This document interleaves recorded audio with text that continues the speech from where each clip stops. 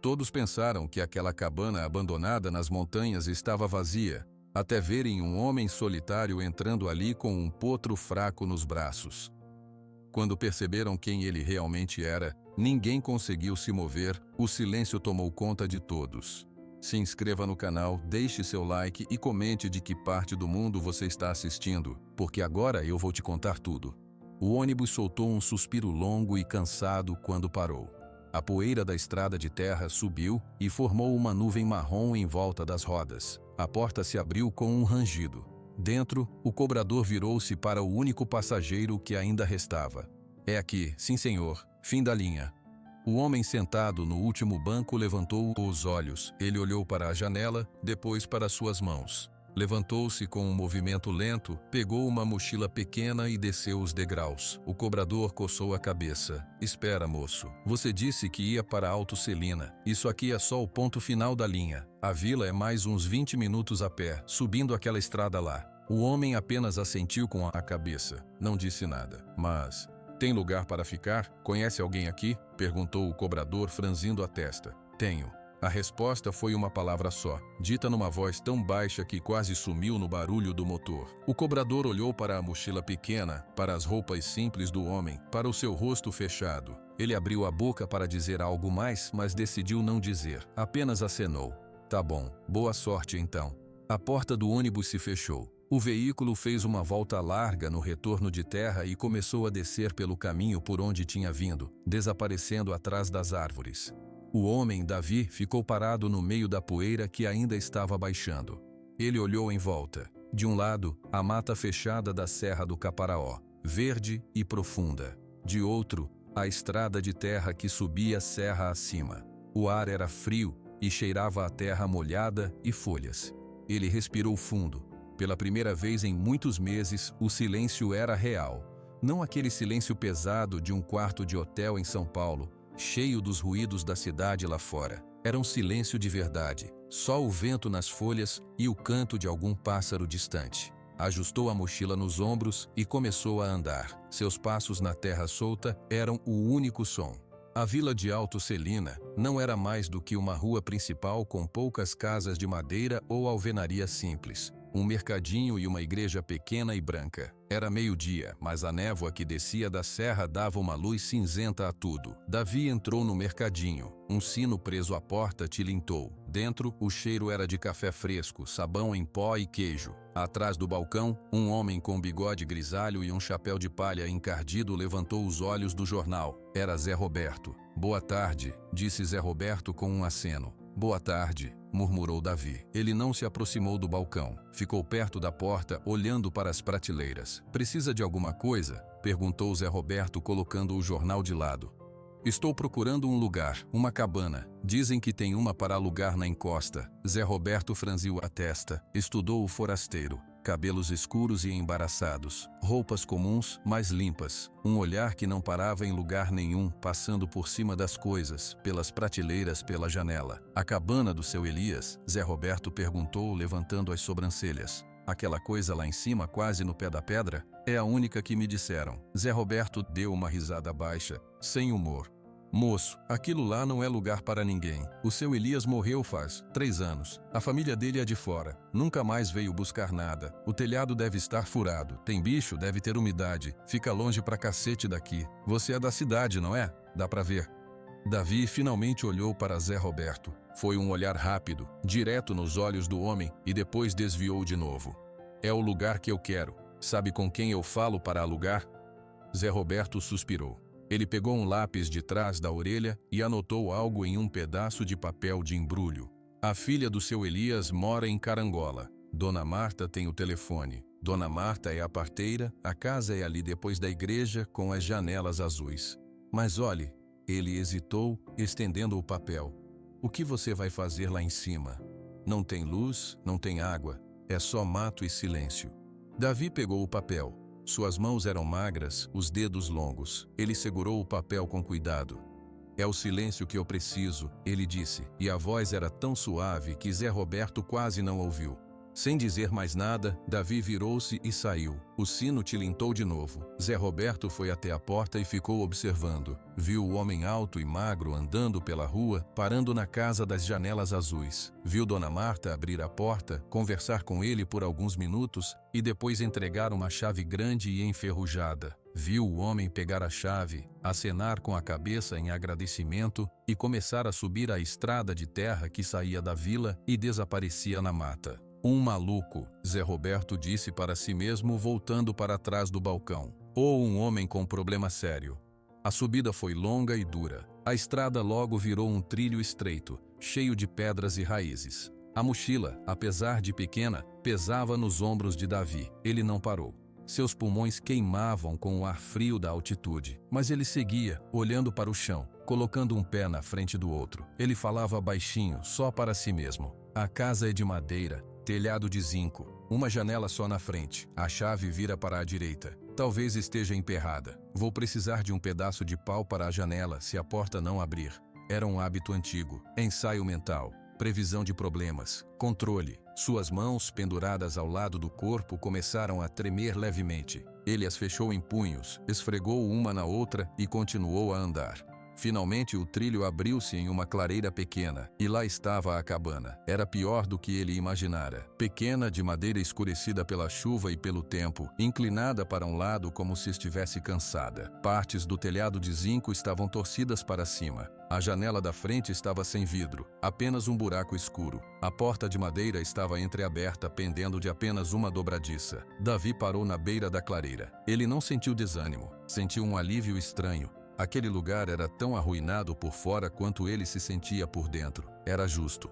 Ele caminhou até a porta, empurrou-a com cuidado. A madeira gemeu, mas a dobradiça solta aguentou. O interior era uma única sala. Havia um cheiro forte de mofo, terra e animal. No canto, um fogareiro a carvão velho e enferrujado. No outro, um colchão fino e sujo em cima de um estrado de madeira apodrecida. Nada mais. Davi colocou a mochila no chão, perto da porta. Ele olhou ao redor, metódico. Primeiro o ar, depois a cama, depois o telhado. Ele foi até a janela sem vidro e começou a empurrar as tábuas de madeira que estavam pregadas por fora, mais soltas. Uma a uma, ele as tirou, deixando a luz da tarde entrar na cabana. O ar frio da montanha circulou, levando um pouco do cheiro pesado. Em seguida, pegou o colchão mofado e o arrastou para fora, deixando-o no gramado alto da clareira. Voltou para dentro, pegou o estrado de madeira podre e fez o mesmo. O chão de terra batida onde o colchão estava ficou visível, mais escuro que o resto. Da mochila, ele tirou um cobertor fino e limpo, um saco de dormir, uma garrafa de água, uma lanterna e uma caixa de fósforos. Nada mais. Arrumou o saco de dormir no canto mais longe da porta, esticando-o com um cuidado extremo, alisando cada dobra. Colocou a garrafa de água ao lado, exatamente paralela à parede. A lanterna ao lado da garrafa, com a parte da lente virada para a porta. Ele se levantou e olhou para sua arrumação, simétrica, ordenada, um pequeno ponto de controle em meio ao caos. O vento lá fora começou a ficar mais forte, assobiando pelos buracos do telhado. Davi saiu e olhou para o céu. Nuvens pesadas e escuras desciam pela serra. A noite chegava mais cedo nas montanhas. Ele precisava de lenha e de algo para cobrir o buraco maior do telhado, sobre onde ele iria dormir. A mata ao redor da clareira era densa, cheia de árvores altas e galhos caídos. Davi entrou entre as primeiras árvores, recolhendo gravetos secos. Seus movimentos eram lentos, precisos. Ele juntou um feixe e voltou para a cabana, depositando os gravetos perto do fogareiro velho. Repetiu isso mais 2 vezes. Na última volta, enquanto se abaixava para pegar um galho maior, ele ouviu um som. Não era o vento, não era um pássaro, era um gemido baixo, fraco, um som de dor. Davi congelou. O galho ficou suspenso em sua mão. Ele prendeu a respiração, ouvindo. O som veio de novo, mais para a sua direita, onde a mata ficava mais fechada, mais escura. Era um animal, algo ferido. O coração de Davi deu uma pancada forte contra as costelas. Suas mãos, segurando o galho, começaram a tremer de repente, de um jeito que ele conhecia bem. Um tremor fino, incontrolável, que começava nas pontas dos dedos e subia. Ele fechou os olhos por um instante. Não. Ele sussurrou para o ar vazio. É só um animal, um gambá, um cachorro do mato. Mas o gemido veio de novo, mais arrastado, mais desesperançoso. Davi abriu os olhos. Seu rosto estava tenso, pálido. Ele jogou o galho no chão e, com as mãos ainda trêmulas, começou a afastar os galhos baixos, entrando na parte mais densa da floresta, em direção ao som. O gemido vinha de um ponto mais escuro, onde os galhos das árvores se entrelaçavam tão grossos que mal passava a luz. Davi empurrou um galho com o ombro, sentindo a umidade fria do musgo em sua camisa. O tremor em suas mãos agora era um zumbido constante, um aviso familiar que ele tentava ignorar. É só um animal, ele repetiu em voz baixa, rouca. Um animal qualquer. Mas seus pés continuaram a se mover. Seus olhos, acostumados a procurar detalhes em salas de cirurgia mal iluminadas, agora vasculhavam o chão coberto de folhas secas e gravetos. O som parou por um momento e o silêncio que voltou foi ainda mais pesado. Davi parou ouvindo, só o seu próprio coração batendo forte nos ouvidos. Então viu. Era um vulto claro no meio do marrom e verde da mata. Um amontoado de pelos de uma cor que não pertencia àquele lugar. Um tom dourado e sujo, quase bege, encostado na base de uma árvore grande. Davi se aproximou, devagar. Cada passo era calculado para não fazer barulho. Quando chegou a poucos metros, ele entendeu. Era um potro, muito jovem, magro de um jeito que partia o coração. Suas costelas marcavam a pele sob o pelo fino. Ele estava deitado de lado, as pernas finas dobradas de forma estranha. A cabeça, com uma crina da cor de palha muito clara, estava jogada no chão, como se não houvesse mais força para levantá-la. Os olhos, grandes e escuros, estavam semiabertos, vidrados. O animal respirava com dificuldade, um movimento raso e rápido no peito. Davi se ajoelhou na terra úmida, a uma distância segura. O potro nem reagiu, apenas piscou lentamente. Você... Davi começou a dizer, mas a voz sumiu. Ele olhou em volta. Não havia sinal de uma égua, de outros animais, de nada. O potro estava completamente só, abandonado, ferido provavelmente. A pata dianteira direita parecia inchada. Um pensamento claro e frio surgiu na mente de Davi, vindo de um lugar que ele conhecia bem. O lugar do cálculo, da avaliação clínica. Fratura possível, desidratação severa, hipotermia, prognóstico reservado. Era a mesma lista mental que ele fazia antes de entrar em uma sala de emergência. Mas outra voz, mais profunda e gasta, sussurrou mais alto. Você não pode fazer nada. Você vai estragar tudo de novo. Vai tentar ajudar e vai falhar, como da outra vez. A imagem veio sem pedir licença. Não era um pensamento, era uma memória viva. Água marrom subindo rápido, o som de um prédio gemendo, gritos abafados. E um vestido azul, uma pequena mão estendida se perdendo na correnteza de destruição, enquanto seus próprios braços estavam cheios de outra criança. Ele tinha calculado naqueles segundos. Salvara o que estava seguro em seus braços. Falhara em alcançar a outra. Suas mãos tremeram com violência. Ele as escondeu contra seu peito, pressionando-as com força, como se pudesse amarrá-las no lugar. O potro emitiu um som. Não era mais um gemido, era um suspiro curto e triste, quase um choramingo. Seu focinho, rosa e macio, se contraiu. Aquele som quebrou algo dentro de Davi. Não, ele disse em voz alta para o animal, para a floresta, para si mesmo. A palavra saiu como uma ordem. Não desta vez. Ele não sabia de onde veio a decisão. Não houve mais cálculo. Apenas um impulso direto, cru, que ignorou o tremor, ignorou a memória, ignorou a voz do fracasso. Ele se arrastou de joelhos até ficar ao lado da cabeça do potro. Tirou a jaqueta, uma camisa de flanela velha. Suas mãos, agora em movimento, pararam de tremer por um milagre momentâneo. Vou te ajudar, ele sussurrou, e sua voz era diferente. Tinha uma firmeza que ele mesmo não reconhecia. Você não vai ficar aqui. Com um cuidado extremo, ele passou a mão sobre o pescoço do animal. O pelo era surpreendentemente macio, embora sujo de lama seca. O potro não se moveu. Seus grandes olhos âmbar olharam para Davi, sem medo, apenas com uma exaustão infinita. Davi enrolou a camisa em volta da cabeça do potro, cobrindo seus olhos suavemente. Isso vai te acalmar, ele murmurou, mais para si mesmo. Isso vai ajudar. Ele então deslizou a jaqueta por baixo da cabeça do animal, criando uma espécie de apoio. Respirou fundo. Agora, a parte difícil.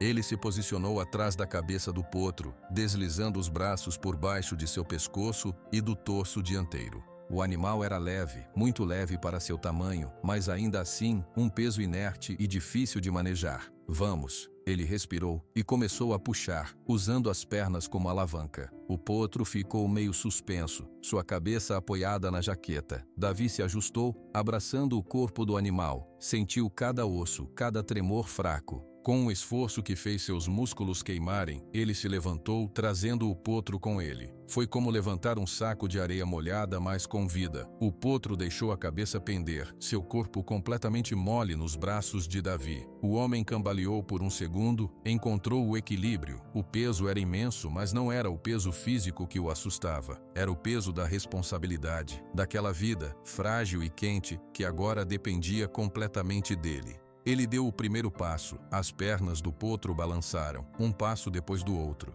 Ele não olhava para frente, apenas para o chão imediatamente à sua frente, evitando raízes e pedras. Um passo, ele sussurrou ofegante. Só mais um.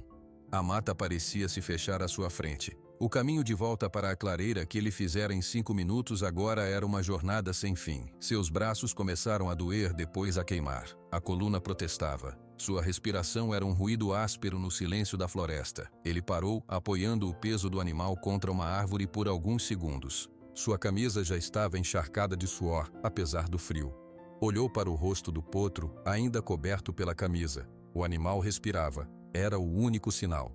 Não posso parar, Davi disse para os dois. Se eu parar, não vou conseguir começar de novo. Ele se reajustou, cerrou os dentes e continuou. O tempo perdeu o sentido. Podiam ser 5 minutos, podiam ser 50.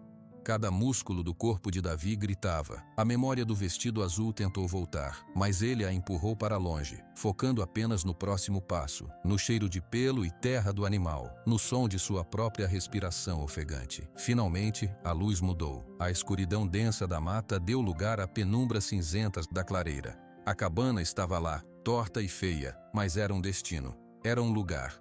Com um último esforço, Davi atravessou o gramado alto e chegou à porta aberta. Ele não tinha forças para ser gentil. Ele se ajoelhou com dificuldade, deixando o potro deslizar suavemente para o chão de terra batida, no exato local onde ele havia arrumado seu saco de dormir horas antes. O potro ficou deitado de lado, imóvel. Davi caiu sentado ao lado dele, as costas contra a parede de madeira, o corpo todo tremendo de exaustão. Ele puxou a camisa do rosto do animal. Os grandes olhos âmbar estavam abertos, olhando para ele. A respiração, antes rápida e superficial, parecia um pouco mais lenta, um pouco mais profunda. Davi estendeu a mão, ainda trêmula, e tocou o focinho do potro. Era quente e macio. Pronto, ele disse, e a palavra saiu como um suspiro quebrado.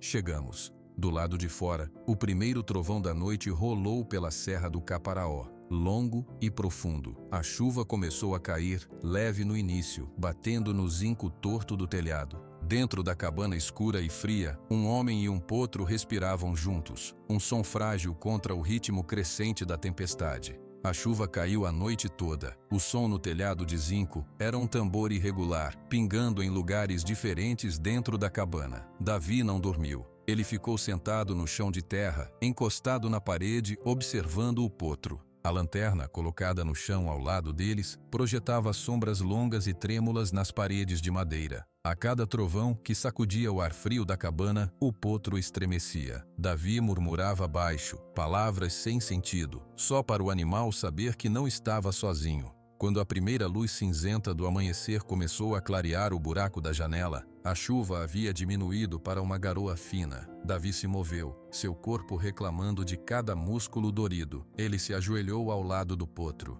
Vamos ver o estrago, ele disse, sua voz rouca pela noite em claro. O pelo dourado estava encharcado e sujo, as pernas do animal, finas como gravetos, estavam encolhidas. Davi estendeu a mão e tocou a pata dianteira direita, a que parecia inchada. O potro puxou a perna com um pequeno choque, um movimento fraco. Está doendo, Davi afirmou para si mesmo. Ele não era veterinário, mas anos de medicina lhe davam um entendimento básico. Não parecia quebrada. Talvez uma torção, uma contusão grave. O inchaço era preocupante. Sua mente começou a trabalhar, entrando em um modo familiar. Avaliação, plano de ação.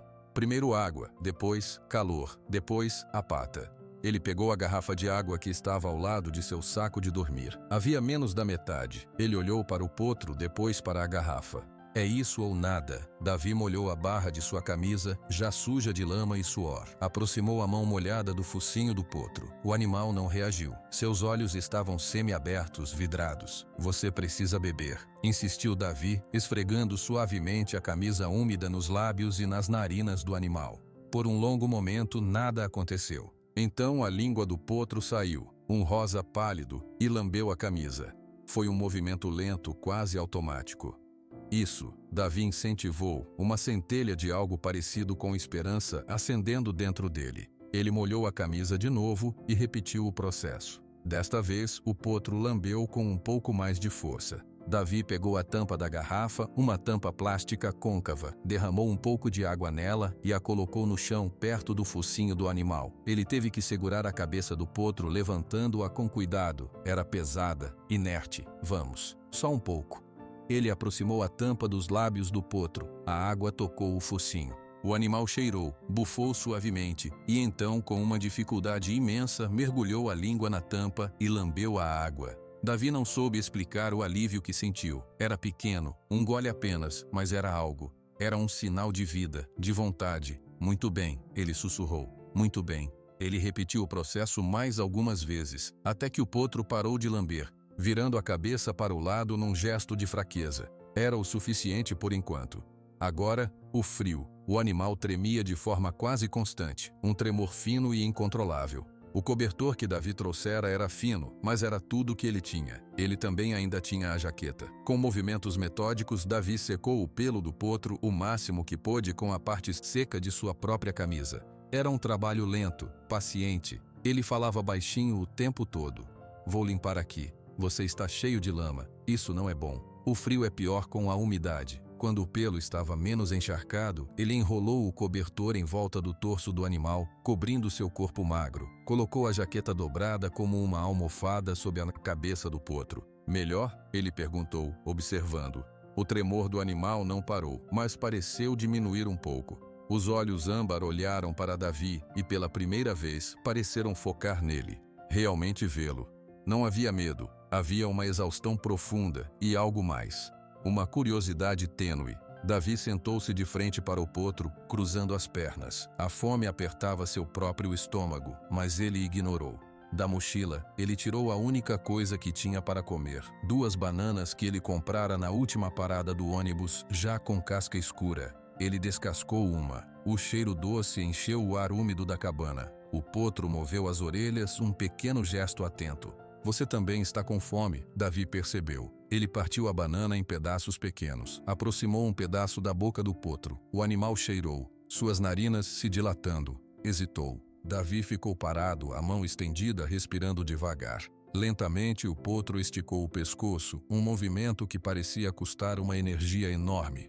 Ele pegou o pedaço de banana dos dedos de Davi com os lábios, mastigou devagar, com dificuldade. É bom, não é? Davi disse, e um som estranho saiu de sua garganta. Era quase um riso, seco e cansado. Ele deu mais pedaços, um por um, até que a banana acabou. Ofereceu a segunda. O potro comeu metade e depois recusou a cabeça. Cansado. Agora, a pata. Davi examinou o inchaço com as pontas dos dedos com uma delicadeza extrema. O potro não se debateu. Parecia entender que estavam tentando ajudá-lo. Preciso de algo frio para reduzir o inchaço, Davi pensou em voz alta. Mas não tinha gelo. A água da chuva lá fora estava fria. Ele pegou a camisa molhada que usara para limpar o animal. Saiu da cabana por um momento na garoa fina e a deixou encharcar completamente. Voltou tremendo de frio. Com cuidado, ele embrulhou a pata inchada do potro na camisa fria e úmida. O animal deu um pequeno salto, mas Davi manteve a mão firme, acariciando seu pescoço com a outra. Fica quieto. Isso vai ajudar a tirar o calor. Vai doer menos. Ele segurou a compressa improvisada no lugar por alguns minutos. Depois, precisou de algo para fixá-la. Seu olhar caiu sobre o cobertor. Sem hesitar, Davi pegou o cobertor que aquecia o potro. Com as mãos firmes, surpreendentemente firmes, ele notou ele começou a rasgar uma tira da borda. O tecido era barato e rasgou com um som abafado. Ele rasgou mais 2 tiras longas. Vou ter que consertar isso depois, ele murmurou, referindo-se ao cobertor enquanto enrolava as tiras de pano em volta da pata do potro, sobre a camisa úmida, amarrando com nós frouxos mais seguros. Não podia apertar muito e cortar a circulação. Quando terminou, sentou-se de novo, exausto. O potro agora tinha uma pata dianteira enfaixada de forma tosca. Parecia ridículo e frágil. O animal moveu a perna, testando o novo peso. Parecia estranho, mas não tentou tirar. Davi olhou para o potro, totalmente enrolado no que restava do cobertor, com a jaqueta sob a cabeça e a pata enfaixada. E olhou para a cabana vazia, suja, com a chuva entrando por um canto do telhado. Não podemos ficar aqui, ele disse. A afirmação ecoou na sala vazia. Este lugar não é bom para você. Está frio, está úmido. Ele fechou os olhos. A fadiga era um peso de chumbo em seus ossos. Mas uma nova claridade estava em sua mente. Um objetivo, simples e imediato. Precisamos consertar a cabana, ele disse, abrindo os olhos e olhando diretamente para o potro. Precisamos fazer um lar. O potro piscou lentamente. Seu focinho se moveu, como se estivesse cheirando o ar. Ele emitiu um som baixo, um bufado suave que mal era ouvido sobre o som da garoa. Davi entendeu, ou achou que entendeu. Você está certo. Primeiro descansar, depois trabalhar. Ele se arrastou até seu saco de dormir, que estava em um canto úmido. Puxou-o para mais perto do potro, até ficar ao lado do animal. Entrou no saco, que era fino e oferecia pouco calor, mas era melhor que nada. Estendeu a mão para fora do saco e colocou-a no pescoço do potro, sobre o cobertor. Sentiu o tremor fino, a respiração lenta e superficial. Vou chamar você de Aurora, Davi sussurrou no silêncio que se instalou, só com o som da água pingando. Porque você chegou no escuro, mas a luz vem agora.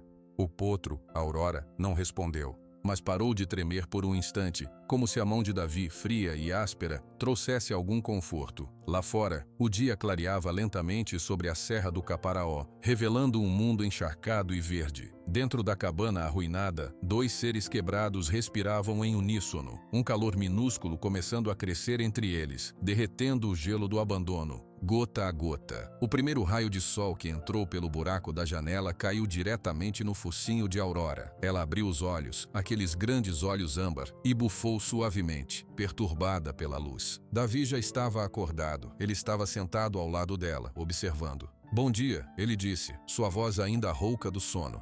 A pata está menos inchada. Olha, ele apontou para a pata enfaixada. O inchaço de fato havia diminuído um pouco. Aurora tentou dobrar a perna, um movimento desengonçado. Não pareceu doer tanto. Você está melhor, Davi afirmou, e um sentimento estranho e quente se espalhou em seu peito. Era alívio, era algo parecido com orgulho.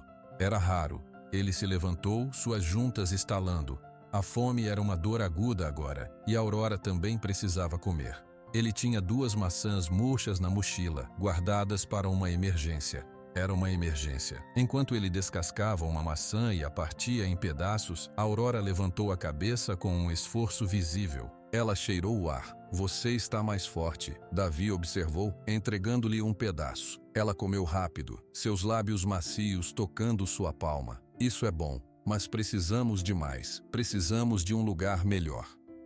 Ele comeu sua metade da maçã enquanto caminhava pela cabana, estudando as paredes, o telhado, o chão. Sua mente, que por tanto tempo só rodava em círculos de memórias ruins, agora tinha um problema concreto para resolver. Era uma sensação quase esquecida. A porta primeiro, ele disse voltando para Aurora. Não pode ficar aberta. Entra vento, entra bicho. Depois, o telhão sobre a sua cama. A chuva molha tudo. A Aurora olhou para ele, mastigando o último pedaço de maçã. Seus ouvidos viraram para frente, captando sua voz. Eu tenho um martelo velho e alguns pregos que encontrei no armário lá fora. Davi continuou, pensando em voz alta.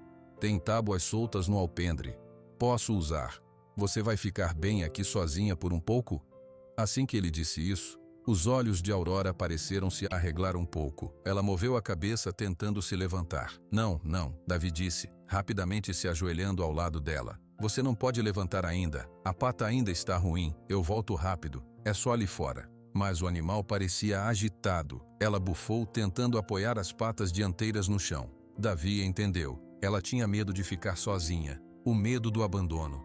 Está bem, ele suspirou. Vamos fazer diferente. Eu trabalho aqui dentro, perto de você. Posso começar pela janela. Preciso tapar esse buraco. A Aurora pareceu se acalmar. Ela deitou a cabeça de volta na jaqueta, observando-o. Davi foi até o pequeno anexo fora da cabana, um galpão minúsculo e tomados por teias de aranha. Lá, encontrou o que procurava: um martelo velho com a cabeça enferrujada, um punhado de pregos tortos numa lata e algumas tábuas de madeira apodrecida, mas algumas ainda sólidas. Carregou tudo para dentro. A primeira tábua era para o buraco da janela. Ele a posicionou, mas precisava de algo para segurá-la no lugar enquanto pregava. Ele olhou para Aurora. Preciso de uma ajudante, ele disse, um canto de sua boca subindo levemente. Foi quase um sorriso. Você pode segurar isso? Ele arrastou a tábua até perto de Aurora. Apoiou-a no rebordo da janela, mas ela caiu. Ele tentou de novo. Aurora observou por um momento. Então, com um movimento lento e deliberado, ela esticou o pescoço e apoiou o focinho na parte inferior da tábua, mantendo-a no lugar contra a parede. Davi parou. Martelo em punho. Boa menina, ele sussurrou impressionado. Muito inteligente. Com a tábua estabilizada pelo focinho de Aurora, Davi conseguiu colocar o primeiro prego. O som do martelo batendo no metal ecoou na cabana, alto e estranho. Aurora estremeceu, mas não moveu o focinho. Som alto. Mas é ele. É seguro, pensou ela, mantendo a posição. Prego após prego, Davi fixou a tábua. Suas mãos estavam firmes. O tremor do dia anterior tinha sumido, substituído por um propósito. Pronto, ele disse, dando um passo para trás. Já entra menos vento.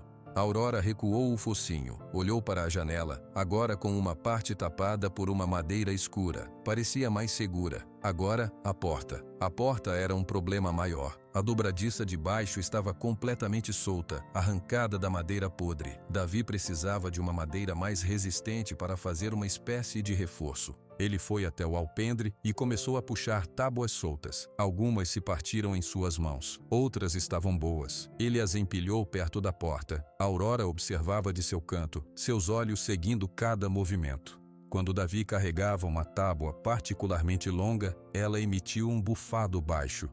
Pesada, eu sei, Davi respondeu, ofegante. Mas é forte, vai segurar a porta. Ele trabalhou a manhã toda. Mediu, cerrou com uma serra velha e enferrujada que encontrou, pregou. A linguagem era apenas a dos sons. O rangido da serra, o baque do martelo, a respiração ofegante de Davi. Aurora não ficou só observando. Quando Davi deixou cair um punhado de pregos perto dela, ela esticou o pescoço e, com o focinho, empurrou os pregos de volta em sua direção. Obrigado, Davi disse surpreso. Em outra ocasião, ele estava tentando alinhar uma tábua no chão para cortar, mas ela não parava de rolar. Aurora arrastou-se alguns centímetros, um grande esforço para ela, e apoiou a pata dianteira boa em cima da tábua, imobilizando-a. Você é uma engenheira, Davi riu. Um som seco e raro que fez Aurora erguer as orelhas. Trabalhando juntos, a nova dobradiça de reforço foi fixada. Davi levantou a porta pesada e a encaixou. Agora ela fechava. Não perfeitamente, mas fechava. Ele puxou a maçaneta velha e a porta se moveu, rangendo mais firme. Funciona, ele anunciou satisfeito. Ninguém entra sem ser convidado. O sol já estava alto. O esforço e a pouca comida deixaram Davi tonto. Ele se sentou no chão, ao lado de Aurora. Precisamos de uma cama melhor para você. Essas folhas estão molhadas. Ele saiu e voltou com braçadas de folhas secas que encontrou sob as árvores onde a chuva não havia molhado. Trouxe também um monte de samambaia macia. Enquanto ele espalhava as folhas no canto mais protegido da cabana, longe do vento da porta, Aurora assistia. Quando ele terminou de fazer uma pilha alta e fofa, ela olhou para ele e depois para a nova cama. Vamos tentar? Davi sugeriu. Ele se aproximou e, com muito cuidado, colocou os braços em volta dela. Vou te ajudar, devagar. Desta vez, Aurora tentou ajudar. Ela se esforçou, empurrando com as patas traseiras enquanto Davi a levantava. Foi um processo desengonçado, mas em alguns instantes ela estava em pé, cambaleando sobre suas 3 patas boas e a 4ª enfaixada. Davi a apoiou, e eles deram 2 passos trêmulos até a nova pilha de folhas. Aurora caiu sobre ela com um suspiro profundo. As folhas secas fizeram um barulho macio. Ela se aninhou, afundando no material seco e quente. Seus olhos se fecharam por um segundo, em evidente alívio. Davi arrumou as folhas em volta dela, fazendo uma parede macia, muito melhor que o chão de terra. O trabalho principal estava feito. A cabana ainda era simples, ainda era pobre, mas tinha uma porta que fechava, tinha uma janela tapada, tinha uma cama quente e seca para a Aurora. A noite começou a cair mais uma vez. Davi achou uma lamparina velha de querosene no galpão. Havia um pouco de combustível ainda. Ele a limpou com a barra da camisa, encheu-a e acendeu o pavio. Uma chama amarela e trêmula nasceu dentro do vidro sujo. Davi a colocou no único canto estável que encontrou, no peitoril da janela que ele consertara. A luz era fraca, mas era calor, era presença. Iluminou o rosto cansado de Davi e o pelo dourado de Aurora, que agora brilhava como mel pálido. Davi sentou-se no chão, encostado na parede ao lado da cama de folhas. Aurora esticou o pescoço e encostou suavemente o focinho no seu braço.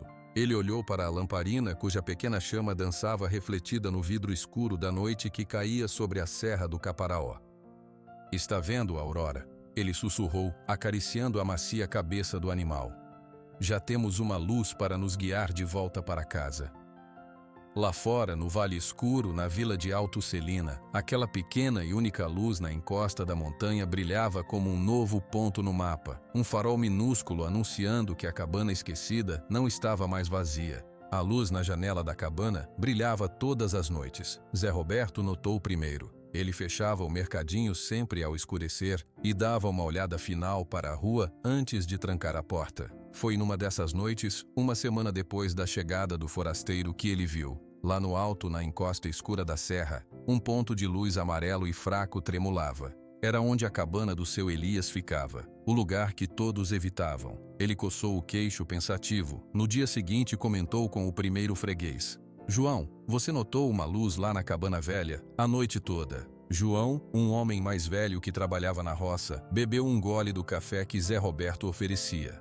"Notei sim, desde anteontem. Achei que fosse vagalume grande." Ele deu uma risada. "Mas vagalume não dura a noite toda. É o tal homem, o forasteiro." "O que ele estará fazendo lá em cima?" Zé Roberto perguntou mais para si mesmo. "Morando, disse João, encolhendo os ombros. "Pagou aluguel para Dona Marta, não foi? Tem direito." "Sim, tem direito, mas é estranho. Um homem da cidade, sozinho naquele pardieiro, não desce para comprar nada, não fala com ninguém." A notícia da luz se espalhou junto com a dúvida. As pessoas começaram a olhar para a montanha ao anoitecer. A pequena luz amarela tornou-se um farol de mistério. Foi na manhã de quarta-feira que a história ganhou um novo capítulo.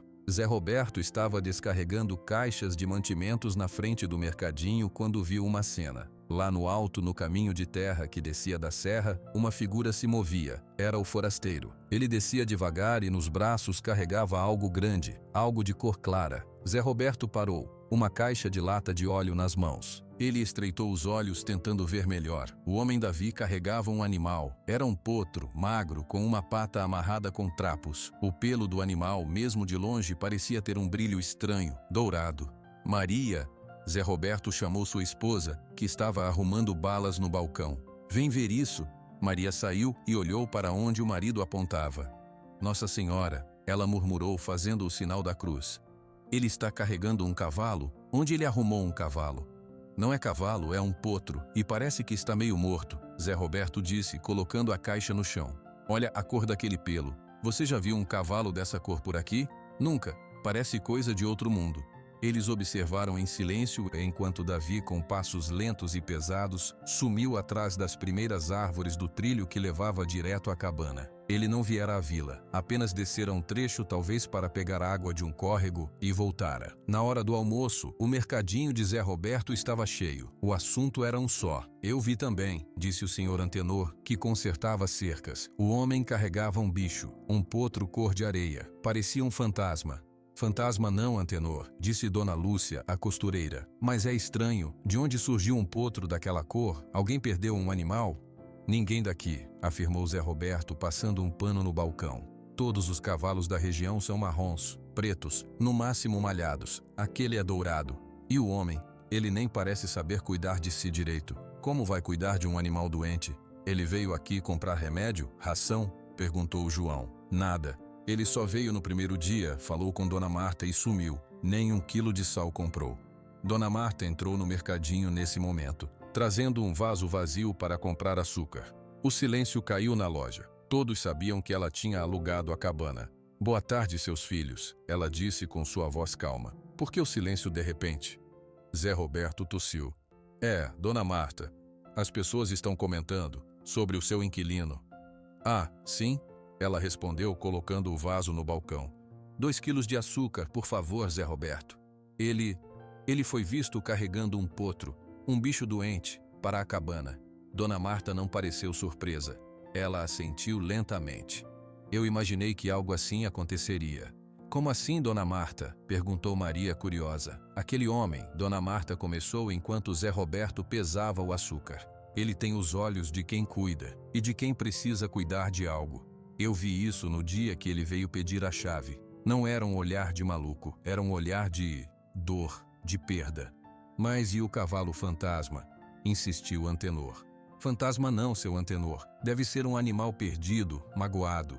O homem encontrou e está tentando ajudar. Ela pagou pelo açúcar e pegou o vaso. É um gesto bom. Por que tanto alvoroço? Porque não é normal. Zé Roberto explodou sem querer. Um homem some na cidade, aparece aqui do nada, vai morar num lugar amaldiçoado e agora aparece com um cavalo que ninguém nunca viu.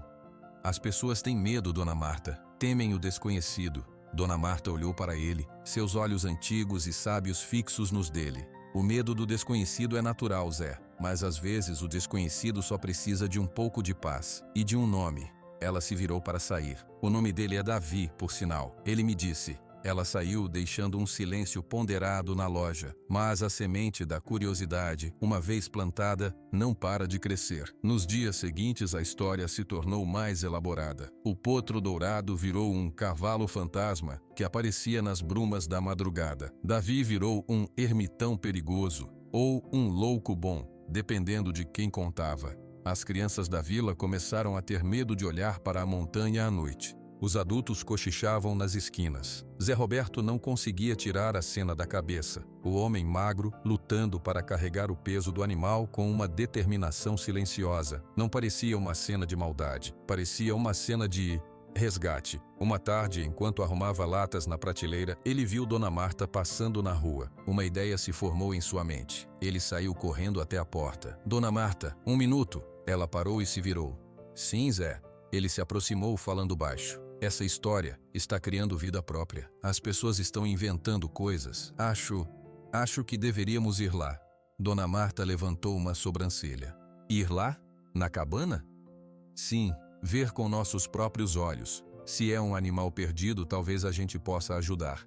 Se o homem está em apuros, talvez a gente possa oferecer algo. Pão, leite, alguma coisa. Acaba com o mistério. Acaba com o medo. Dona Marta ficou quieta por um momento, olhando para a estrada de terra que subia a serra. E se ele não quiser visita? Ele claramente quer ficar sozinho. A gente vai com respeito, não para invadir. Para ver se está tudo bem, pela paz da vila. Ela suspirou. Você tem medo, Zé Roberto, não do homem, do que as pessoas estão pensando, do que estão dizendo. Zé Roberto não negou. É verdade. E também tenho uma pontinha de curiosidade. Você não tem? Um leve sorriso apareceu nos lábios finos de Dona Marta. Tenho. Sempre tive. A vida inteira. Ela olhou para o céu, que anunciava um fim de tarde limpo. Amanhã de manhã então. Vamos cedo, antes do calor. Só nós dois, sem alarde. Zé Roberto sentiu um misto de alívio e ansiedade. Combinado. Amanhã de manhã. Naquela noite, mais uma vez, a pequena luz amarela acendeu na janela da cabana, ignorante dos planos que se faziam lá embaixo. Na vila de Alto Celina, olhares eram trocados, e o ar carregava a expectativa silenciosa de que, finalmente, o mistério do homem silencioso e do seu cavalo fantasma seria desvendado. O sol da manhã ainda estava baixo, lançando sombras compridas pela estrada de terra. O ar era fresco e cheirava a orvalho e folhas molhadas. Zé Roberto e Dona Marta caminhavam devagar. A subida era íngreme e Dona Marta, apesar de ágil para sua idade, precisava parar de vez em quando para respirar. Eu devia ter trazido a mula, Zé Roberto resmungou, tirando o chapéu para enxugar a testa. A mula faria mais barulho, Dona Marta respondeu, olhando o caminho à frente. Melhor assim, em silêncio, não queremos assustar. Assustar quem? O fantasma? Zé Roberto tentou uma piada, mas seu sorriso era tenso. Ao homem, Zé, a criatura dele. Chegar aos berros não é jeito de começar uma conversa. Eles continuaram em silêncio por um tempo. O único som era o rangido dos sapatos de Zé Roberto na terra e o bater leve do bordão de Dona Marta. O que a senhora acha que vamos encontrar? Zé Roberto perguntou finalmente. Dona Marta pensou por alguns passos. Um homem, um animal, uma cabana, nada mais. Mas as histórias são só histórias, Zé. O vento no telhado vira assombração. A luz na janela vira magia. As pessoas preenchem o vazio com o que temem ou desejam. Zé Roberto não respondeu. Ele não estava totalmente convencido. Depois de quase 40 minutos, o caminho começou a se abrir. A mata dava lugar a uma clareira menor. E então viram. A cabana não era mais o pardieiro totalmente abandonado que Zé Roberto lembrava. A porta de madeira, embora velha, estava fechada. Na janela, uma tábua tapava um buraco. E mais importante, havia sinais de vida. Um pequeno montinho de folhas secas perto da porta, pegadas no chão úmido. Uma pilha ordenada de gravetos para lenha ao lado de um banquinho velho. Mas não viram ninguém. Está vazio? Sussurrou Zé Roberto. Dona Marta apontou com o queixo para o lado da cabana. Olhe ali. No lado leste da cabana, onde o sol da manhã batia cheio, havia uma pequena área aberta. E lá estava ele, o forasteiro, Davi. Ele estava ajoelhado na grama baixa. À sua frente, de pé, firme, estava o potro.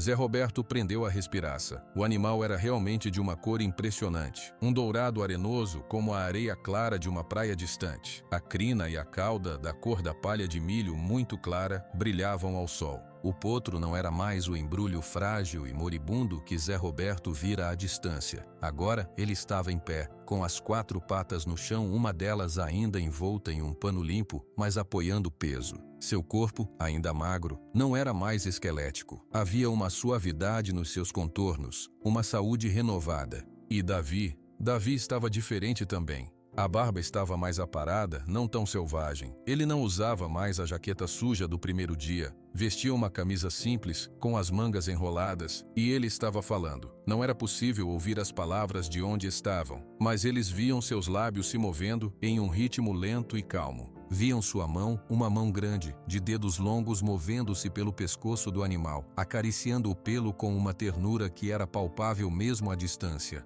O potro, Aurora, inclinou a cabeça para o lado, encostando o focinho no ombro de Davi.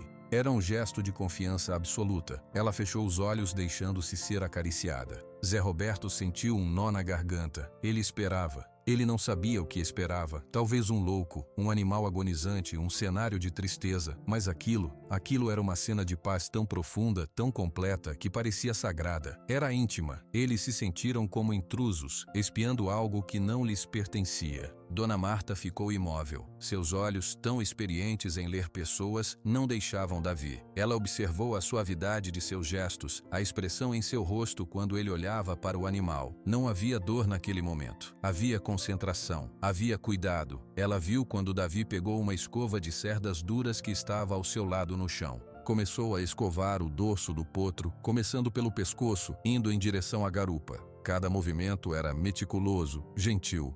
Veja só, Zé Roberto murmurou, incapaz de ficar quieto. Ele está escovando o bicho como se fosse um cavalo de corrida. Ele está cuidando, Dona Marta corrigiu suavemente. É diferente. Foi então que Davi falou um pouco mais alto. Talvez porque o vento tenha mudado de direção. Suas palavras chegaram até eles, claras como o sino da igreja. Foi bem hoje, Aurora.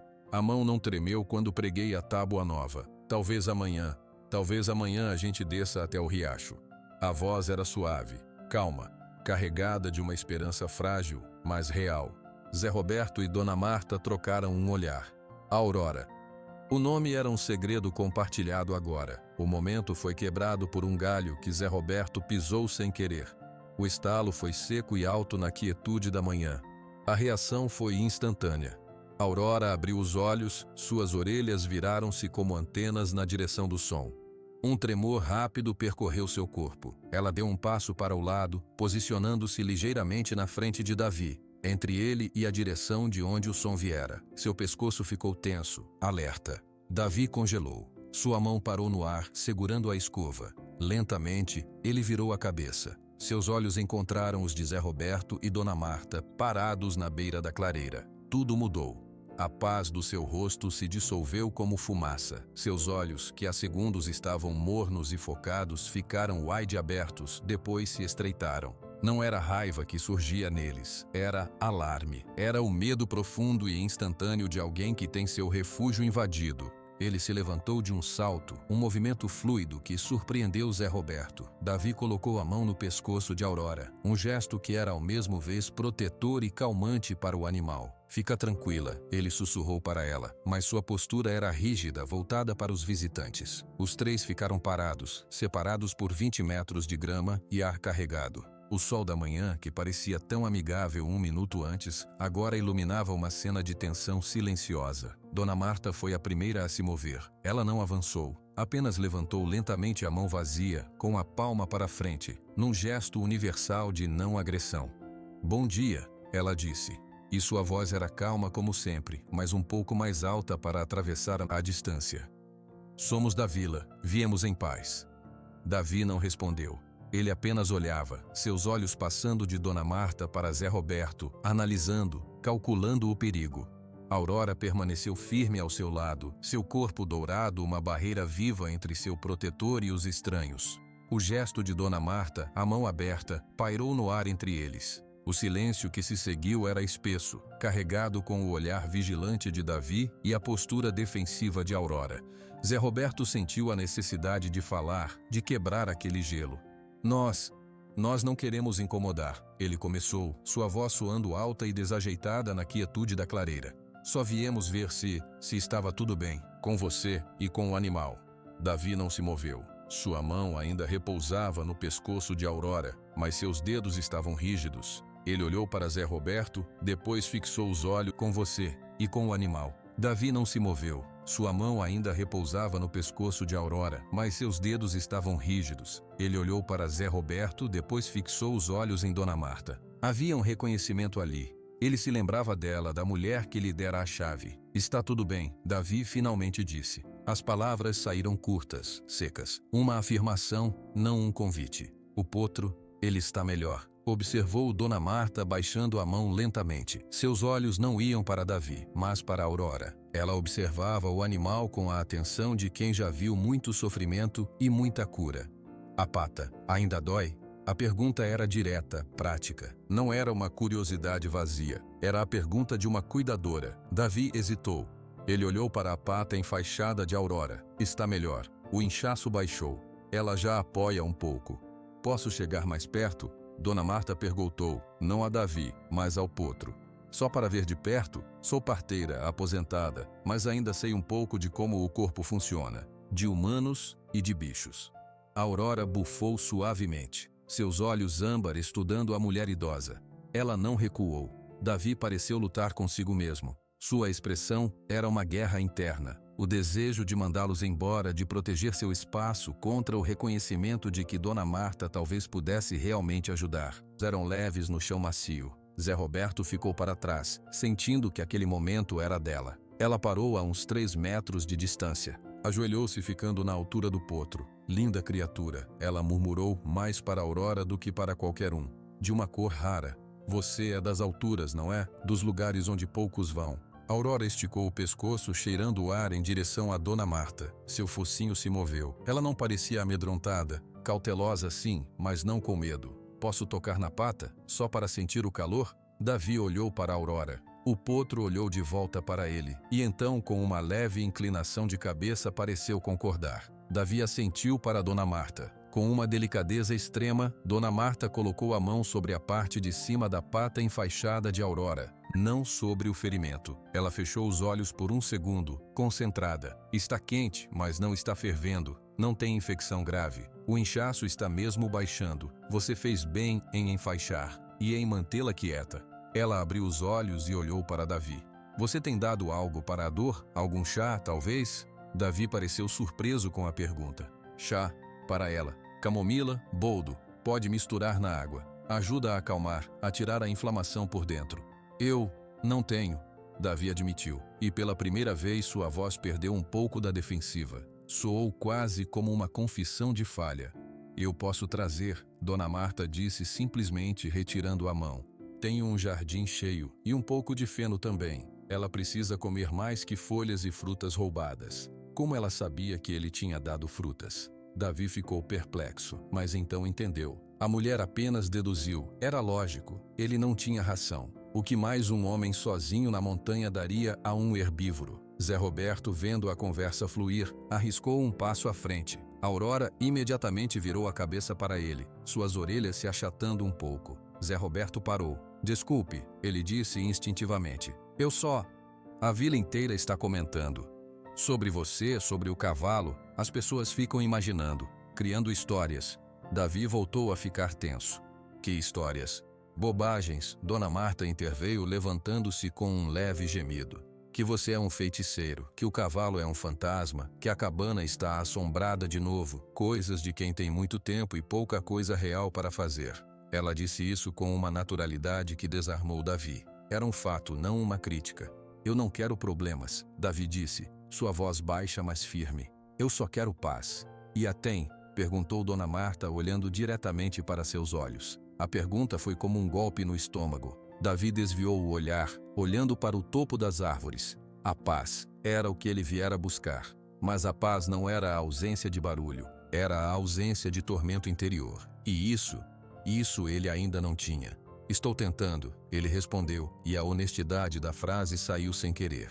Foi nesse momento, com ele olhando para longe, o perfil do seu rosto limpo pela luz da manhã, que Dona Marta teve o estalo. Ela já sentia uma coceira na memória desde que o vira de perto. Havia algo naquele nariz reto, naquela testa larga, na maneira como ele cerrava a mandíbula quando pensativo. E agora, com ele desviando o olhar, com uma expressão de dor contida que ela conhecia bem de tantas outras faces ao longo dos anos. Os olhos. Eram os olhos. Ela vira aqueles olhos antes. Não pessoalmente, mas em uma foto. Uma foto de jornal, amarelada, presa com um ímã na geladeira de sua irmã, em Carangola, anos atrás. Um jovem médico, o rosto limpo, sem barba, os olhos escuros e profundos, com uma mistura de exaustão heróica e uma tristeza imensa. A manchete: Herói da enchente salva dezenas e desaparece. A reportagem contava sobre a grande cheia do Rio Doce, sobre um hospital infantil prestes a ruir, sobre um médico que durante 3 dias carregou crianças nos braços através da água e dos escombros. Saudou muitas, mas a pressão, a dor, a comoção foram tanto que depois ele simplesmente sumiu. A família pedia privacidade. O país se perguntava onde estava o homem que salvou tantos e depois precisou ser salvo de si mesmo. Dona Marta sentiu o ar sair de seus pulmões. Ela não disse nada, não piscou. Apenas continuou olhando para Davi, mas agora vendo muito mais do que o homem à sua frente. Ela via as memórias que ele carregava, via o peso que tornava seus ombros curvados, via a razão pela qual suas mãos podiam tremer e, ao mesmo tempo, tratar um animal com tanta precisão cirúrgica. Zé Roberto percebeu a mudança em Dona Marta. Ela ficou muito quieta, muito pálida. Dona Marta, você está bem? Ele perguntou preocupado. Ela piscou, voltando ao presente. Sim, só um pouco de cansaço da subida. Ela colocou a mão no braço de Zé Roberto, num gesto que era mais para se segurar do que por afeto. Acho que já incomodamos o suficiente. Vamos descer, Zé. Zé Roberto ficou confuso. Já? Mas... Já, ela disse com uma firmeza final. Ela se virou para Davi. Obrigada por nos receber. Vou trazer os chás e o feno amanhã, se você permitir. Deixo na pedra grande, na entrada do trilho, sem incomodar. Davi estava claramente aliviado com a ideia de eles irem embora, mas também perplexo com a súbita decisão de Dona Marta. Ele acenou com a cabeça uma vez. Obrigado. Dona Marta começou a andar de volta para o trilho, puxando Zé Roberto consigo. Ela não olhou para trás. Eles caminharam em silêncio por vários minutos, até que a cabana desapareceu atrás das árvores. Só então Zé Roberto explodiu. O que foi aquilo, Dona Marta? Você viu um fantasma de verdade? Ficou branca como papel. Dona Marta parou, apoiando-se em seu bordão. Ela respirou fundo, olhando para o chão. Zé Roberto, ela começou, sua voz grave. O que você sabe sobre a grande enchente em Minas, uns 5, 6 anos atrás? A que levou parte de Governador Valadares? Zé Roberto franziu a testa. Sei que foi uma tragédia. Muita gente morreu. Por quê? E sobre o médico? O jovem médico que ficou dentro do hospital infantil, salvando crianças até o último minuto?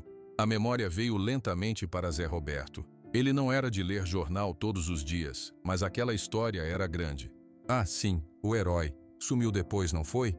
A imprensa toda atrás dele. Você acha que... Ele não terminou a pergunta. Os olhos se arreglaram. A imagem do forasteiro Davi se sobrepôs à vaga memória da foto que ele vira uma vez. O homem magro, os olhos cansados, as mãos de médico. Não, Zé Roberto sussurrou incrédulo. Não pode ser. É ele, Zé, Dona Marta confirmou, seu olhar perdido no horizonte. Tenho certeza, é o médico, o herói que fugiu de ser herói. Ele não veio para a Serra do Caparaó por acaso. Ele veio para se esconder do mundo, de si mesmo. Zé Roberto ficou em silêncio digerindo a informação. Todas as peças se encaixavam. O isolamento, a dor no olhar. O cuidado meticuloso com o animal ferido era um instinto que ele não conseguia desligar, mesmo aqui, mesmo longe de tudo. E o cavalo? Aurora? Ele perguntou. Uma segunda chance, Dona Marta disse simplesmente. Uma vida que ele pode salvar desta vez. Uma que não escapa pelos seus dedos. Eles continuaram a descer, mas o caminho parecia diferente agora. A paisagem era a mesma, mas a compreensão mudara tudo. O forasteiro misterioso não era mais um estranho potencialmente perigoso. Era um homem quebrado tentando se remendar longe dos olhares do mundo. O que a gente faz? Zé Roberto perguntou, sua voz cheia de uma nova seriedade. Conta para os outros? Dona Marta parou novamente e olhou firmemente para ele. Você conta, Zé Roberto, e amanhã terá uma caravana de curiosos e repórteres subindo essa montanha. Você conta e tira dele a única coisa que ele veio buscar, o esquecimento. Zé Roberto sentiu o peso da responsabilidade. Mas a vila inteira está falando, inventando coisas ruins. Então a gente conta uma história nova, Dona Marta disse, uma luz decidida em seus olhos velhos. A gente desce e diz que vimos. Diz que o homem se chama Davi, que o potro se chama Aurora, que ele é um homem bom, só querendo sossego, que está cuidando de um animal que estava morrendo, e que a luz na janela é só uma lamparina, não magia. É a história verdadeira, ou pelo menos a parte da verdade que podemos contar. Zé Roberto assentiu lentamente. Era um plano que protegia o homem lá de cima. E os chás, o feno, eu levo amanhã, e deixo onde disse, ele vai pegar, e talvez com o tempo... Ela não terminou, mas Zé Roberto entendeu. Com o tempo, talvez o homem que salvou tantos permitisse que a vila salvasse um pouco da solidão dele. Não com festas ou heróis, mas com feno silencioso na beira do caminho e o respeito de deixá-lo em paz. Eles desceram o resto do caminho em silêncio, carregando o segredo mais pesado e precioso que a vila de Alto Celina já conhecera. A porta da cabana fechou com um baque suave. Davi encostou as costas na madeira áspera, fechando os olhos. O silêncio voltou, mas agora era diferente. Agora era um silêncio que latejava com o eco das vozes que haviam partido. Eles sabiam. A mulher, Dona Marta, ela sabia. Ele viu nos olhos dela, no momento exato em que o reconhecimento aconteceu. Uma mudança súbita, um afundar da expressão. Ela não disse nada, mas ele sentiu. Ela olhou para ele e viu o que ele escondia sob a barba e a sujeira. Viu o médico, viu o herói, viu o fracasso. Aurora aproximou-se dele, seu focinho macio encostando em seu braço. Ela sentia a agitação nele. Eles voltaram, Aurora. Davi sussurrou, abrindo os olhos. A cabana, que nos últimos dias parecera um refúgio seguro, agora sentia-se exposta, frágil. Eles viram a gente, e agora eles sabem quem eu sou. A mulher sabe. O homem também deve saber. Vão contar. Vão todos subir aqui. Vão querer falar. Vão querer olhar. Vão perguntar sobre a enchente, sobre as crianças, sobre a menina. O pensamento veio como uma onda de gelo, subindo das suas entranhas. Suas mãos, que estavam quietas no momento do cuidado com Aurora, começaram a tremer. Primeiro um tremor fino, quase imperceptível. Depois, mais forte.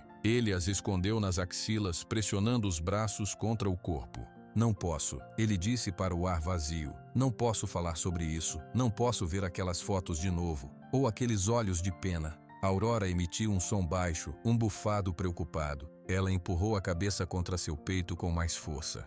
Eles vão querer tirar você. A voz dentro da cabeça de Davi continuou, implacável. Vão dizer que um homem instável não pode cuidar de um animal. Vão dizer que você precisa de um veterinário, de um dono real. Vão levar você embora. Desta vez, eu não vou conseguir segurar. Vou falhar de novo. A última frase saiu em um gemido. Davi deslizou pela porta até sentar no chão. Encurvou-se, enterrando o rosto nos joelhos. As mãos, agora libertadas, tremiam incontrolavelmente diante de seu rosto. Ele as observou, horrorizado. Eram as mesmas mãos que não tremeram ao segurar uma criança encharcada. As mesmas mãos que falharam ao alcançar outra. O cheiro voltou primeiro. Não era o cheiro de mofo e terra da cabana. Era um cheiro agudo, metálico, de água suja, de lama, de medo. Era o cheiro do hospital. Depois, os sons. O gemido contínuo da estrutura do prédio. O grito distante de uma sirene. O choro abafado. O som de seus próprios passos pesados na água que batia nos joelhos. E então, as imagens. Não eram memórias ordenadas. Eram fragmentos, cacos afiados que giravam em sua mente. O corredor escuro, a luz de emergência piscando em água marrom. O peso de uma criança pequena nos seus braços, o corpinho dela tremendo de frio e susto, a voz do enfermeiro atrás dele. Doutor Davi, o setor 2 está alagando, tem mais 3 no berçário. Seus próprios braços doendo, entregando a criança para as mãos estendidas numa janela do 2º andar. Virar-se, correr de volta. A água mais alta agora batendo na sua cintura. O berçário, a porta emperrada, o chute, a madeira cedendo. 3 berços flutuando como barcos frágeis. 2 enfermeiras com água até o peito tentando segurá-los. Seus braços pegando um bebê, depois outro. Pega ela, gritando para uma enfermeira e entregando o terceiro. O corredor de volta, mais pesado, a água subindo, um estalo terrível acima. Gritos, a decisão, escada à esquerda, mais longe, mas mais sólida. A janela à direita, mais perto, mas com a parede já rachando. Ele correu para a janela, passou os 2 bebés para fora, gritou para as pessoas lá embaixo. Virou-se para pegar a última criança, a que a enfermeira carregava. Foi quando viu, mais ao fundo num canto do corredor que começava a desmoronar, uma menina, mais velha, talvez 4 ou 5 anos, de vestido azul, encharcado. Ela estava agarrada a um boneco flutuante. Seus olhos, enormes de pavor, encontraram os dele. A parede entre eles começou a ceder. Uma avalanche de água, tijolos e gesso explodiu pelo corredor. A enfermeira com o bebê foi atingida, mas conseguiu se agarrar a uma porta. A menina de azul desapareceu atrás da cortina de destruição. Não! Seu grito, seus braços se esticando. Mas a correnteza era forte demais. Ela sumiu. O vestido azul foi o último que viu, girando na água marrom antes de ser engolido pela escuridão de um buraco na parede. Ele ficou parado. O bebê chorou nos braços da enfermeira ferida. A decisão. A menina estava perdida. O bebê estava aqui. Ele pegou o bebê, carregou a enfermeira, saiu pela janela. A menina de vestido azul ficou para trás. Fiquei parado. Davi gritou no silêncio da cabana, sua voz um rasgo de angústia. Eu fiquei parado. Eu podia ter ido atrás, podia ter tentado. As lágrimas vieram. Não eram choros suaves, eram soluços profundos, violentos, que sacudiam seu corpo inteiro. A culpa, mantida sob controle pelo cansaço e pelo foco em Aurora, rompeu os diques. Ela o inundou, mais sufocante que a água da enchente.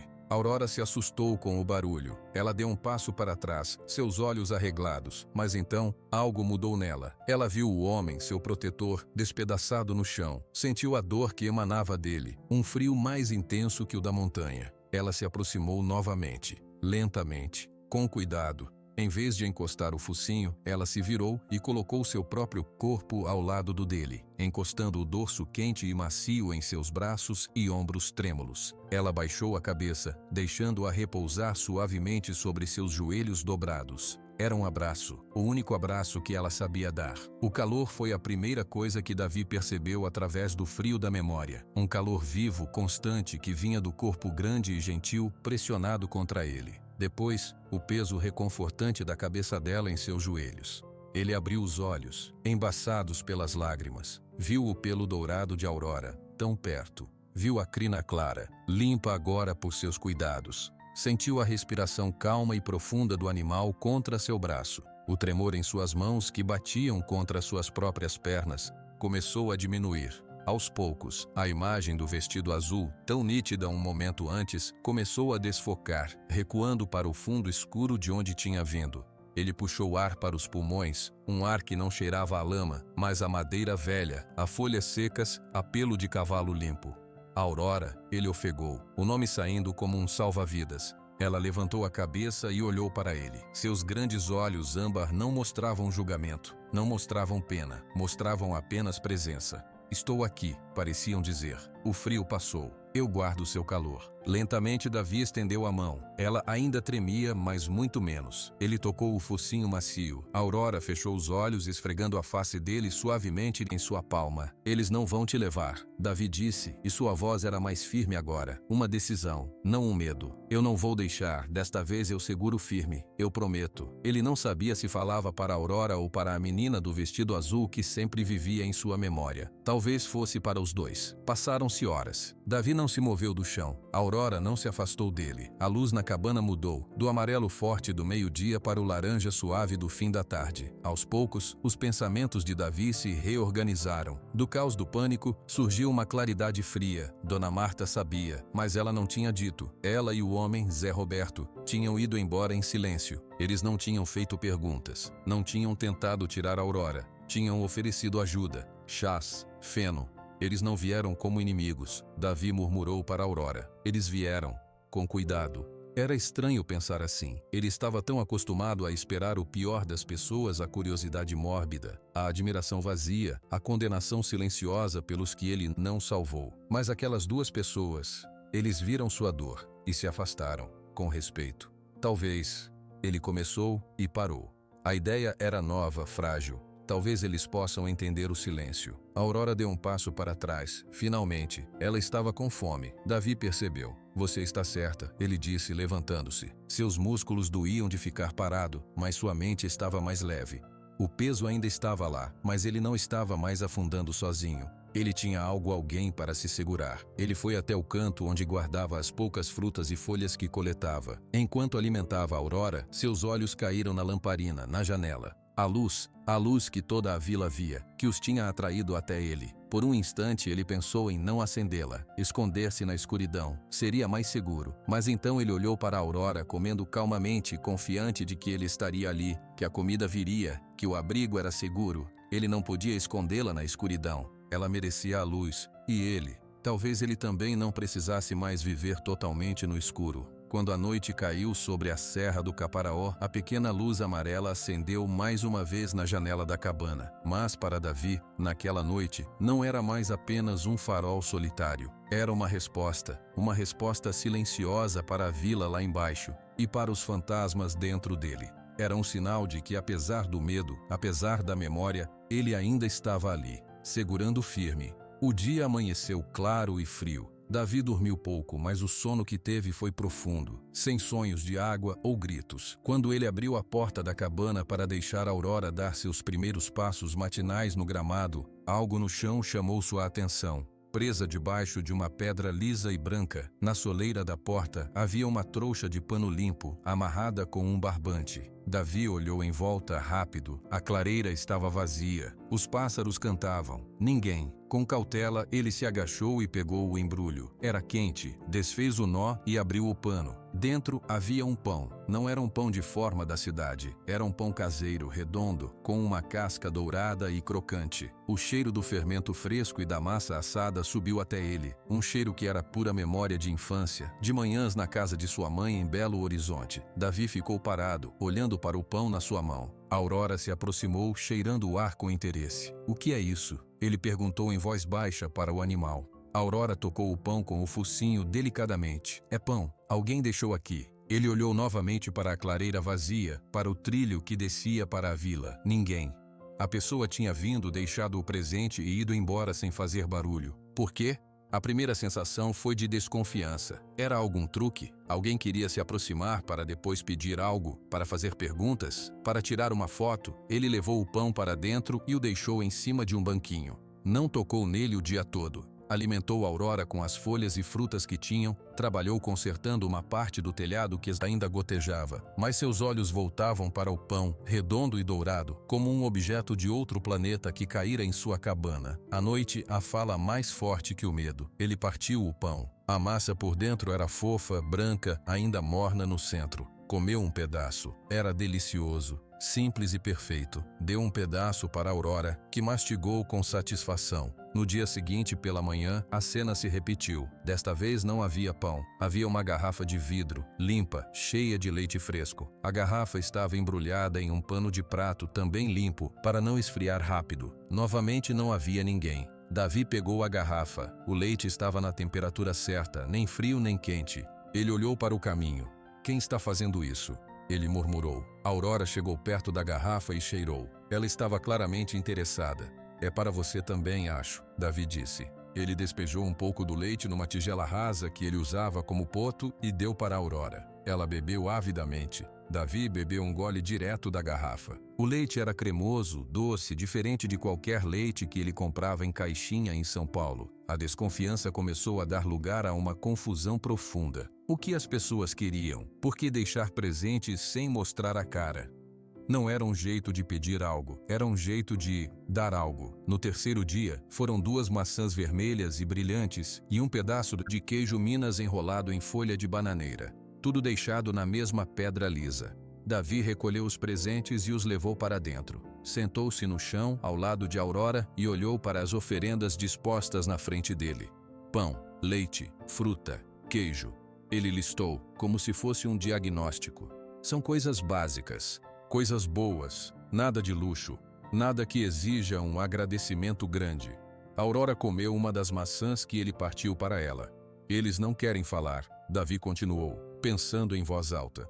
Se quisessem, batiam na porta, esperavam. Eles deixam e vão embora. É como se estivessem dizendo, nós sabemos que você está aqui, mas sem cobrar nada em troca.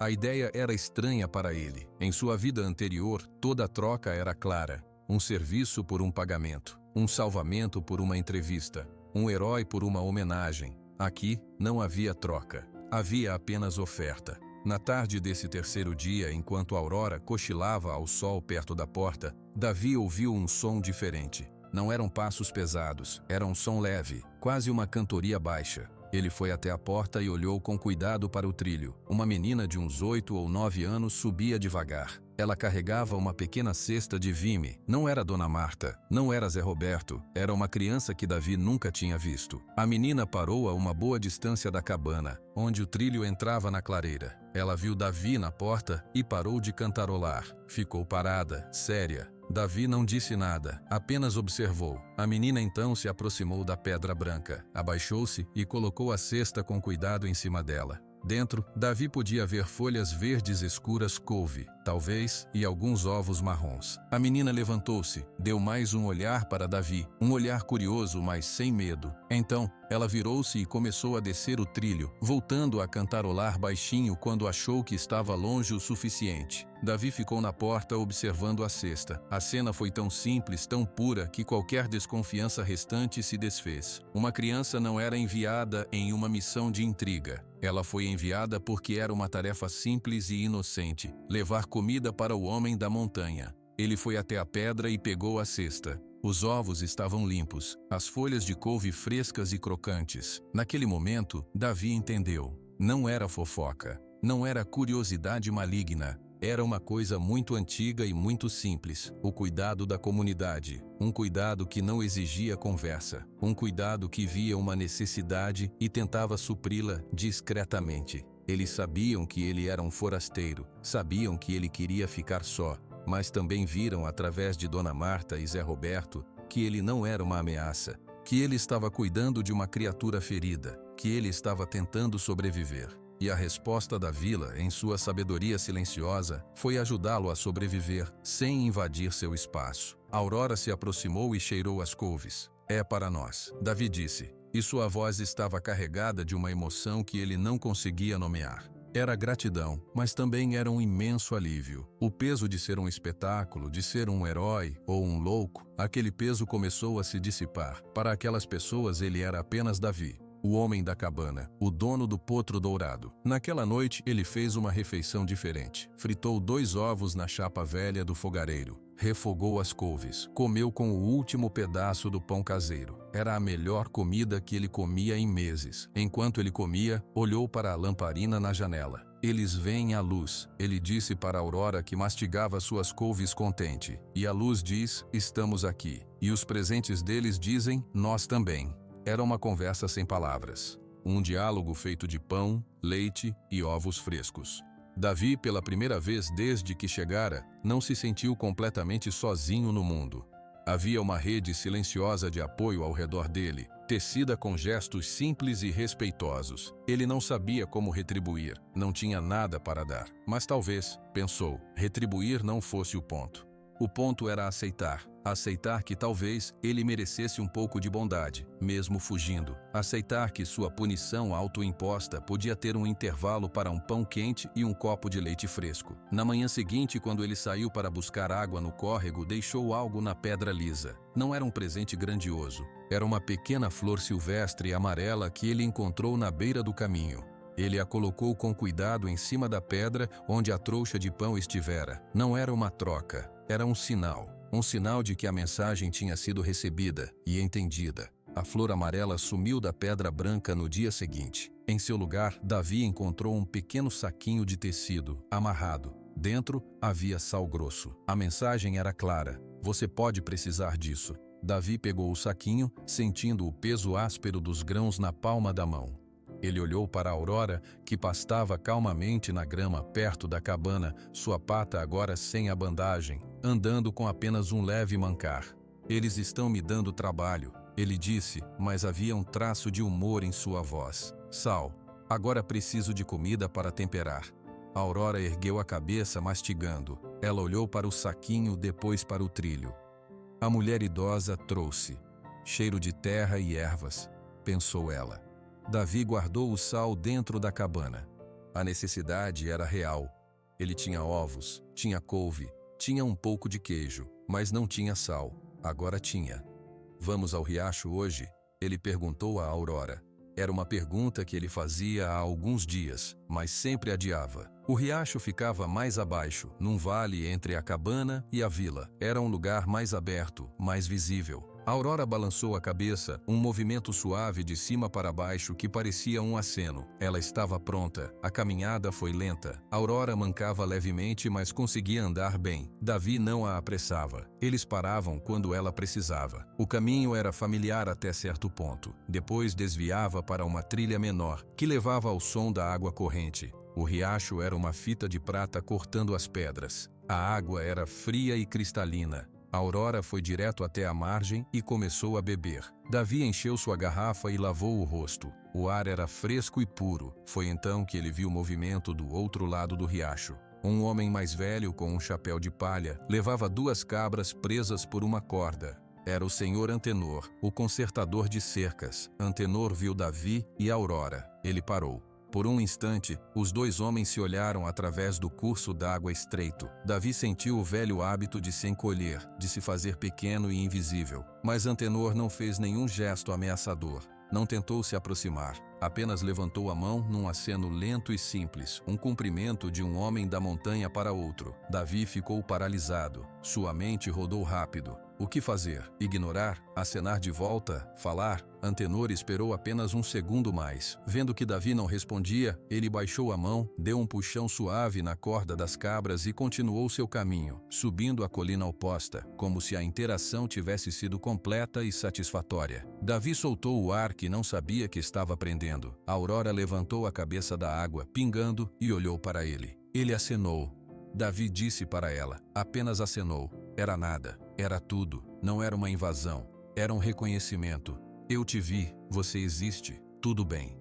Na caminhada de volta para a cabana, Davi pensou naquele aceno. Era um código simples que ele havia esquecido, um código de coexistência pacífica. Nos dias seguintes, ele e Aurora desceram até o riacho mais vezes. Eles viam outras pessoas à distância, uma mulher colhendo lenha, um menino pescando. Sempre a mesma reação. Um olhar, um aceno discreto, um seguir em frente. Ninguém se aproximava, ninguém gritava. Era um respeito mútuo pelo espaço. Davi começou a acenar de volta. Primeiro foi um aceno minúsculo, apenas um levantar de dedos. Depois, um movimento de cabeça. Um dia, para um casal de agricultores que passava com uma carroça vazia, ele ergueu a mão inteira, brevemente. O homem na carroça ergueu a sua em resposta e seguiram viagem. Era um ritmo lento, um ritmo que a serra ditava. Nada era forçado. A necessidade de sal, no entanto, era real. E Davi sabia que os presentes da vila, embora generosos, não eram um supermercado. Ele precisava de outras coisas. Um sabão, mais pregos, talvez um pouco de óleo para a lamparina. Uma manhã, ele se levantou e vestiu sua camisa menos surrada. Escovou o pelo de Aurora com mais cuidado. Hoje vou à vila, ele anunciou. Preciso comprar coisas. Você fica aqui, vai ficar tudo bem. Aurora o olhou. Ela cheirou suas mãos, seu rosto. Cheiro de decisão, cheiro de nervosismo também. Eu volto antes do meio-dia, ele prometeu, acariciando sua orelha. Ele desceu o trilho sozinho. O caminho parecia mais curto, mais familiar. Quando as primeiras casas de Alto Celina apareceram, seu coração bateu mais rápido. Mas não era o pânico de antes, era uma ansiedade contida. Ele entrou na rua principal. Algumas pessoas paravam o que estavam fazendo para olhar. Um homem varrendo a calçada. Uma mulher pendurando roupas no varal. Mas os olhares não eram hostis. Eram curiosos, sim, mas também neutros. E quando ele passava, as pessoas voltavam ao seu trabalho, ou faziam um pequeno aceno. Bom dia, disse a mulher do varal, com naturalidade. Davi parou por uma fração de segundo. Bom dia, ele respondeu, a voz saindo baixa, mais audível. Foi o suficiente. Ele seguiu em frente até o mercadinho de Zé Roberto. O sino tilintou quando ele abriu a porta. Dentro, o cheiro era o mesmo: café, sabão, queijo.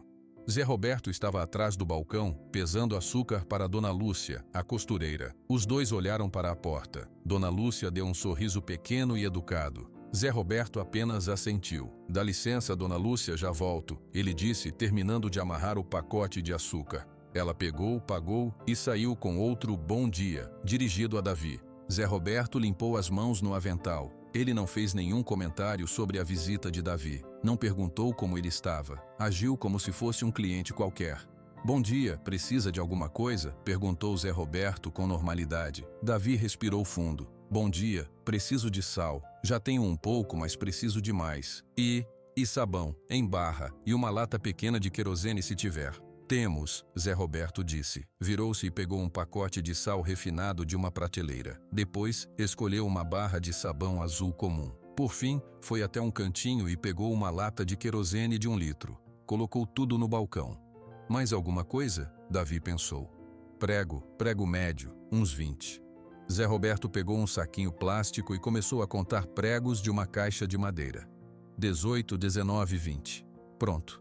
Ele somou os valores num papel fazendo as contas de cabeça. Sal, sabão, querosene, pregos. Tudo isso vai dar R$ 28,50. Davi tirou as notas da sua carteira velha. Pagou. Zé Roberto deu o troco. Enquanto Davi guardava as compras numa sacola de pano que trouxera, Zé Roberto finalmente fez uma pergunta. Mas não era a pergunta que Davi temia. E a potra? A Aurora? A pata sarou direitinho? Davi ergueu os olhos surpreso. A pergunta era simples, direta, sobre o presente, sobre o cuidado. Sarou, ele respondeu, e percebeu que seus lábios queriam esboçar um sorriso. Ele os controlou. Ela ainda manca um pouco, mas já corre no gramado, já está forte.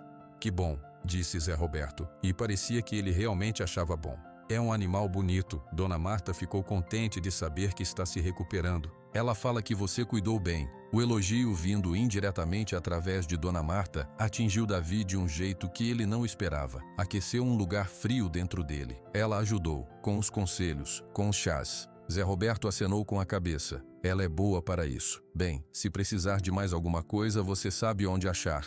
Era uma despedida. Uma despedida normal de dono de loja para cliente. Obrigado, Davi disse pegando a sacola. Por nada, até mais. Davi saiu do mercadinho. O sino tilintou atrás dele. Ele parou na calçada por um momento, sentindo o sol da manhã no rosto. A interação tinha sido normal, comum. Ninguém pedira uma selfie. Ninguém mencionara enchentes ou heróis. Ninguém olhou para suas mãos para ver se tremiam. Ele começou a andar de volta para o trilho. Desta vez, seus passos eram mais leves. Quando passou pela casa de Dona Marta com as janelas azuis, a porta estava entreaberta. Ele não parou, mas diminuiu o passo. Dona Marta apareceu na porta. Ela não sorriu amplamente, apenas inclinou a cabeça num gesto de reconhecimento. Davi, ela disse. Dona Marta, ele respondeu. Tudo bem por lá? Tudo. Obrigado pelas coisas. Ela acenou, como se fosse a coisa mais natural do mundo. O jardim dá muito, é bom saber que é útil. A Aurora gostou do feno? Gostou muito. Bom, até logo então. Até logo. E ela voltou para dentro de casa, fechando a porta suavemente. Davi continuou a subir. O peso da sacola nas suas mãos era um peso bom, útil. O peso do passado, aquele peso de chumbo que ele carregara desde Governador Valadares, parecia um pouco mais leve. Não tinha desaparecido, nunca desapareceria totalmente. Mas agora ele carregava outras coisas também. O peso do sal, do sabão, do querosene para a lamparina. O peso dos bom dia trocados. O peso do nome Aurora dito por outra pessoa. Quando a cabana apareceu na clareira, a Aurora estava lá, esperando perto da porta. Ela relinchou baixinho ao vê-lo, um som de saudação. Estou de volta, Davi disse chegando mais perto. Ele colocou a sacola no chão e acariciou seu pescoço. Comprei coisas, conversei com as pessoas. Foi normal. A Aurora esfregou a cabeça no ombro dele. Cheiro de loja, cheiro de gente, cheiro dele, seguro. Davi trouxe as compras para dentro. Arrumeu o sal, o sabão, os pregos. Encheu a lamparina com o querosene novo. Naquela noite, quando acendeu a lamparina, a chama foi mais estável, mais brilhante. A luz amarela banhou a cabana, iluminando as paredes de madeira que ele consertara, o chão que ele varria todos os dias, o canto macio onde a Aurora dormia. Ele olhou para a Aurora, já deitada em sua cama de folhas, seus olhos âmbar refletindo a chama. Não somos mais forasteiros, Aurora, ele sussurrou. A cabana não era mais um esconderijo, era um lar. A vila lá embaixo não era mais uma ameaça. Era uma comunidade silenciosa e respeitosa ao redor. E ele, Davi, não era mais apenas um fugitivo carregando uma culpa insuportável. Era um homem que consertava uma cabana, que cuidava de um potro dourado, que comprava sal no mercadinho. Era menos do que ele era antes, e era infinitamente mais. Lá fora, a noite cobriu a serra do Caparaó, mas na encosta da montanha, uma luz constante e quente brilhava, não como um farol solitário de socorro, mas como a simples e firme luz de uma janela, onde, finalmente, alguém estava em casa.